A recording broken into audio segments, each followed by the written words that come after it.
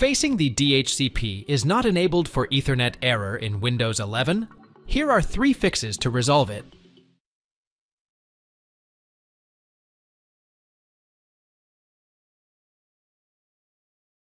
Search View Network Connections. In Windows Search, click on View Network Connections. Now, right-click on your Ethernet adapter. Click on Properties. In the Wi-Fi Properties dialog box, go to the This connection uses the following items section. Now, select Internet Protocol version 4, TCP/IPv4, and click on the Properties button. In the next window, select the radio button next to obtain an IP address automatically, and also click the radio button next to obtain DNS server address automatically. Now, press OK to save the changes and exit.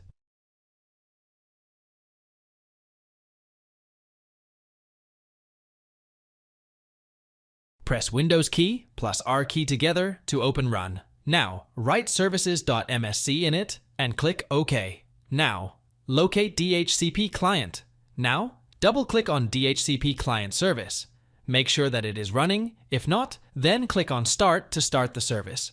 Also, set startup type to automatic.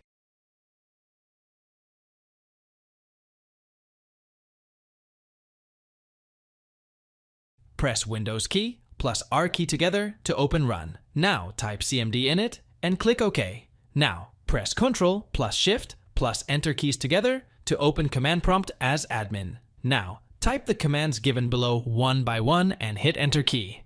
ipconfig/flushdns, ipconfig/renew.